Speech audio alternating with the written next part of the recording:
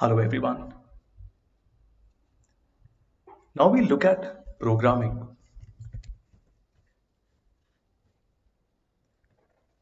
Now programming skills are obviously very important and we are trying to improve them. But you have to understand that programming is not just about interacting with the system. It is also about communicating with other people. And it fundamentally has to be collaborative in nature. Because obviously we will be working with other people. We are not working individually. So writing code is not just a technical skill, but it is also a communication skill that you have to develop. So we have already seen pipes earlier, and I'm not going to focus on more examples since we have used pipes quite a lot. I just want to give you some basic foundational knowledge of pipes just as a refresher and a few more nuances that I want to share with you. Now the pipe comes from a package which is called MAGRITTR, Magritter. And the reason earlier we were not using this is because IDverse loads the pipe automatically. So we don't have to load MAGRITTR explicitly, right? Now remember that there are always different ways of coming to a solution. Broadly, one way is to save each intermediate step and create a new object. The other is to override the original object, compose a function, and use the pipe. The pipe obviously would be the best way of working. Now, intermediate steps has a lot of disadvantages. For example, the code becomes cluttered and you have to incrementally suffix each line. When we are overwriting the original object many times, that's also not a good idea because debugging becomes very difficult and there is a repetition of the object. And with function composition, obviously, reading might not be very easy. So the code is not very intuitive for people. That's why we use the pipe. The reason the pipe is good is because it focuses on verbs and not nouns. Let me just write these things down.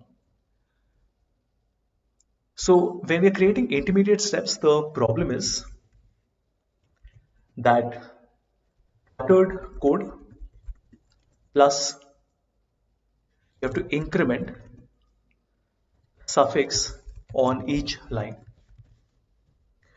When you're overwriting, then debugging becomes very difficult.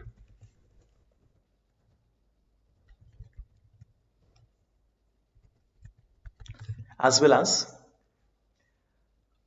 repetition of each object being transformed.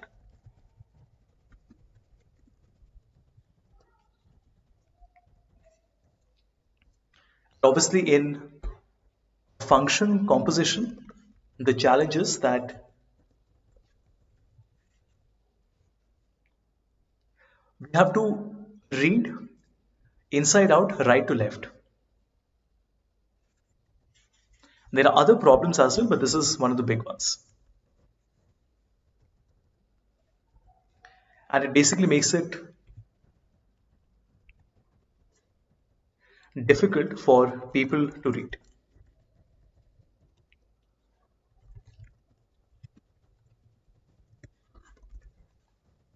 And using the pipe obviously is the best one because it focuses on verbs and not nouns. And we use something called lexical transformation.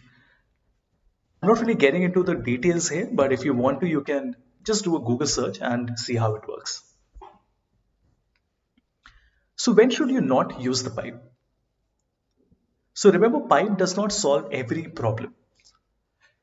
And while they are most useful while rewriting a short linear sequence of operations, You should reach out for other tools when the pipe is, let's say, longer than 10 steps.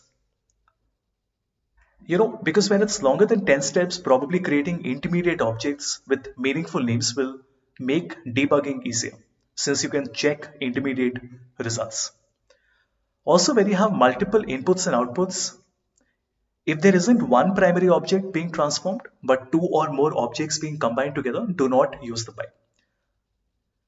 And if you're thinking about a directed graph with a complex dependency structure, you have to understand that pipes are fundamentally linear and expressing complex relationships will make it very confusing. The code becomes very confusing.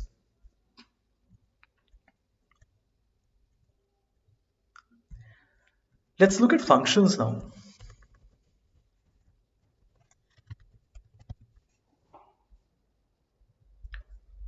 One of the best ways to improve yourself as a data scientist is to write functions, which allow you to automate common tasks in a very powerful and general way than copying and pasting.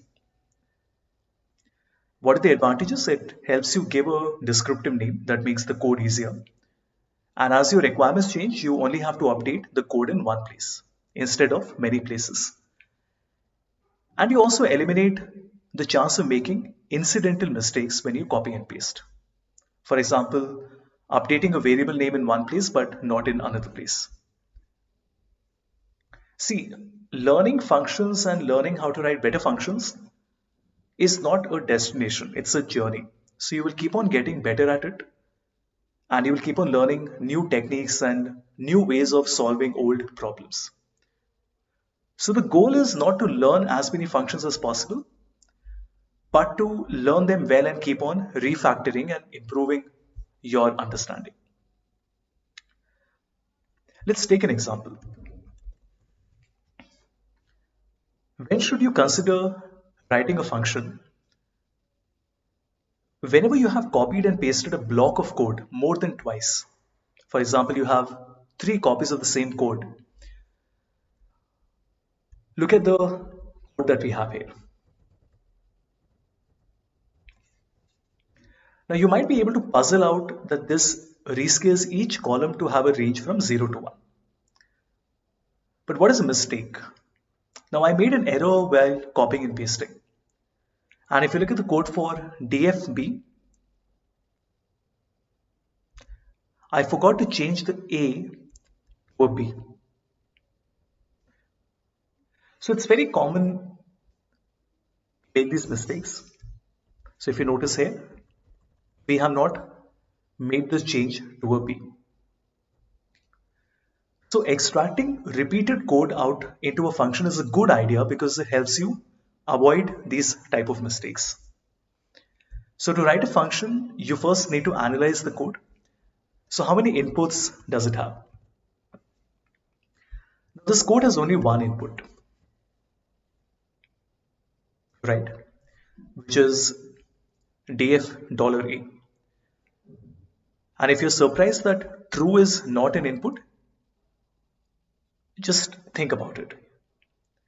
To make the inputs more clear, it's a good idea to rewrite the code using temporary variables with general names.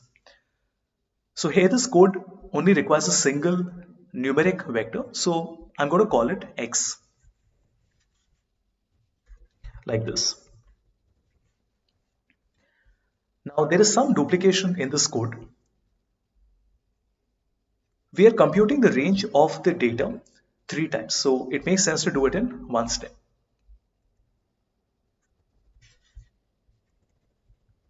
Let's look at this. And putting out intermediate calculations into named variables is a good practice because it makes it more clear as to what the code is doing. And now that I have simplified the code and we have checked that it still works, I can turn it into a function, which would be like this. So, like this. So there are 3 key steps to creating a new function. You have to pick a name. So here I've used rescale 01. You have to list the inputs, which are the arguments. Here we have just one argument, but if we had more, then the call would look like function xyz inside a parentheses. And I place the code that we have developed in the body of the function. Right. Now remember, functions are for both people and computers. Now R does not care what the function is called or what the comment is that you have given or the number of comments that you have given. But comments are very important for human readers. So you have to keep that in mind. So even if you understand how the function is working, it makes sense to give comments so that other people can understand it too. There are no rules as to what you should and should not do, but I'm just sharing some ideas with you. Like if you look here, this is too short, this is not a verb or descriptive, and this is long, but it is very clear. So if your function is composed of multiple words, I recommend using the snake case, which means each lowercase word is separated by an underscore. There are different types of cases here. We have something called the camel case. You can pick any one that you want.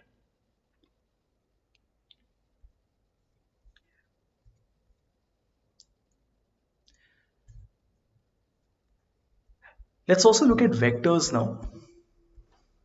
So we have seen functions and we have seen how to work with pipes and some basic ideas of the pipe. So we have focused on tables and packages, right, so far in this course. And as you start to write your own functions and you dig deeper in R, you will have to learn about vectors. And these are the objects that underlie tables.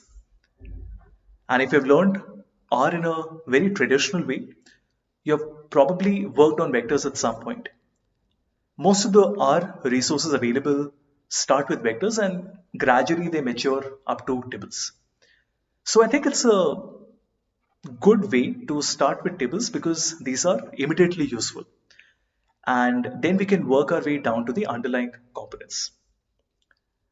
So vectors are particularly important as most of the functions that you will write will work with vectors.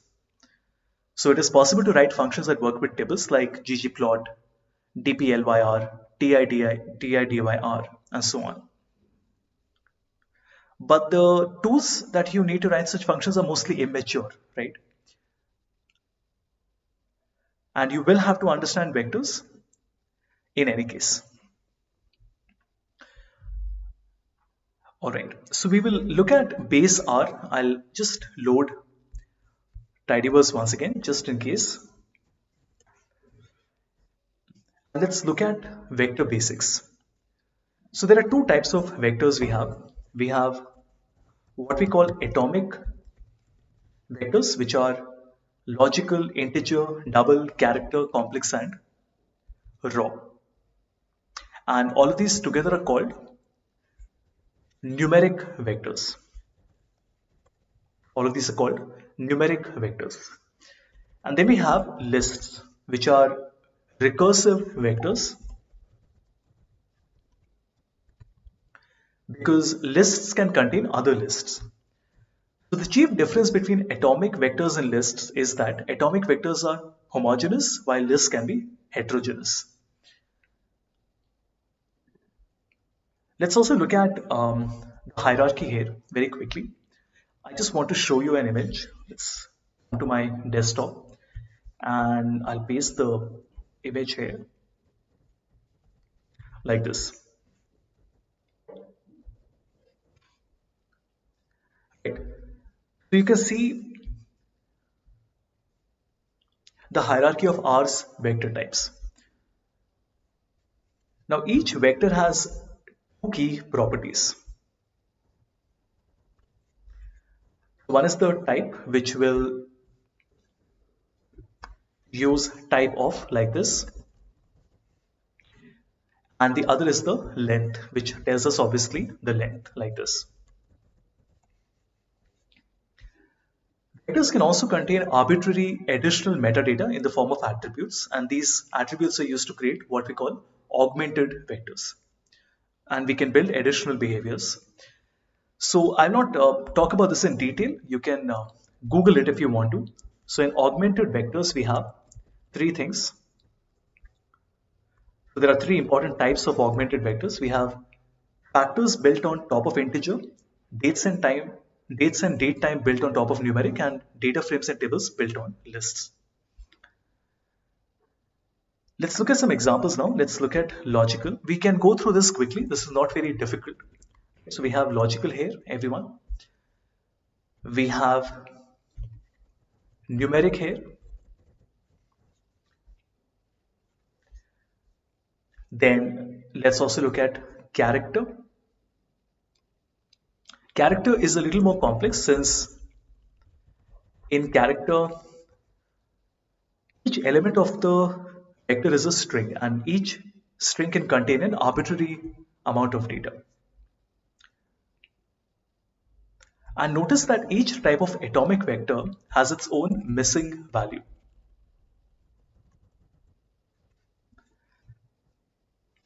Now, normally you don't need to know about these different types because you can always use any and it will be converted to the correct type using the implicit coercion rules. However, there are some functions that are strict about the inputs. That's why it is useful to have the knowledge with you in case you need it at some point. So what are the things that are important? So now that we know the different types of vectors, we have to keep these things in mind. These are the important tools to keep in mind.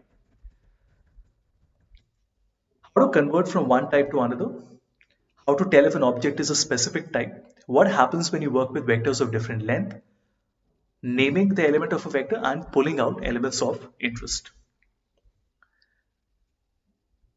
These are not areas where I will be talking about in a lot of detail. I'll just share the keywords with you. This is all fairly advanced and this is quite theoretical in nature, but you can read about coercion, just Google it. So there is explicit and implicit coercion and you can have a look at this. Now sometimes you want to sometimes you want to do different things based on the type of the vector. And one option is to use type of, which we have already done. And the other is to use a test function which returns a true or a false. Now let's look at a summary. I'll just put it on my PowerPoint like this. As you can see, this is safe to use and this summary gives you everything. Remember, so base R will provide many functions like is.vector and is.atomic, but they often return surprising results. So it's easier to use this, right? Is underscore.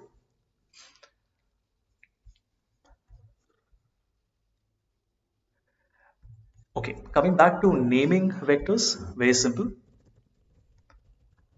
We have already done this earlier, concatenation, remember? So we can name vectors like this. And we can also use set names like this. Same thing. We've already spoken about subsetting quite a lot in the previous examples. Again, I'm not talking about this in detail. In case you want to read about this, you can just Google it and read more about subsetting. Let's also look at recursive vectors, which are lists. Now, lists are a little more complicated than atomic vectors because remember, lists can contain other lists, and this makes it suitable when you want to present a hierarchy or any tree-like structure. And this is how we do it. And a very useful tool with lists is str because it focuses on the structure and not the content. Like atomic vectors, a list can contain a mix of different objects like this. And remember, the most important thing, lists can even contain other lists like this. To to explain more complicated list manipulation functions, it helps to look at a visual representation. So that's what I want to show you. Coming back to PowerPoint, let's look at this. Let me first show you on R how it looks, and then we can look at the visual representation.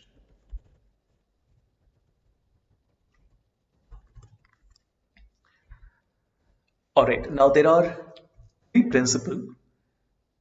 Lists have rounded corners and atomic vectors have square corners.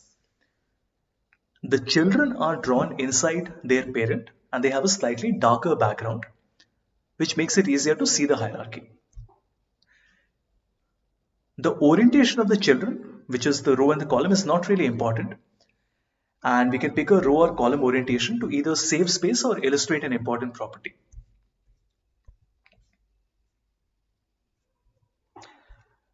All right. Let's see if there's something else that I can show you as well. Maybe one more example. Augmented vectors is not something I want to cover. You can read about it in detail by doing a Google search if you want to. Let me just give you one example of subsetting as well. Let's look at a list named A. Now, if you want to extract a sublist, I can use this. And the result will always be a list. Just like vectors, you can subset with a logical integer or a character vector. And if you use two brackets like this will extract a single component from a list, which means it removes the level of hierarchy from the list. And something we've already used, which is the dollar. The dollar basically is a shorthand for extracting named elements of a list. So it is similar to the double bracket, except that we don't need to use any quotes. So remember, the single and the double bracket, there is an important distinction, right, that you have to keep in mind. Let me also show you how subsetting a list works visually,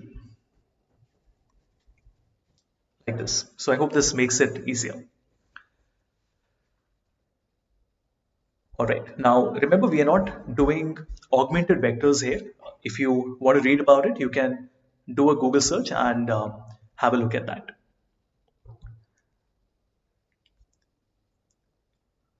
There is also a topic on iterations. This again is an advanced topic. We just going to write it down here. So you can read about augmented vectors and iterations, right? This is quite theoretical, so we'll not talk about this.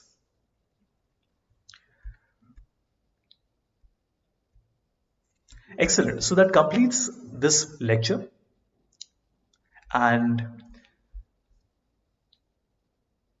in the final lecture, I just want to talk a little bit about some modeling basics, right? So now that we have learned powerful programming tools, we can focus on the modeling side of things.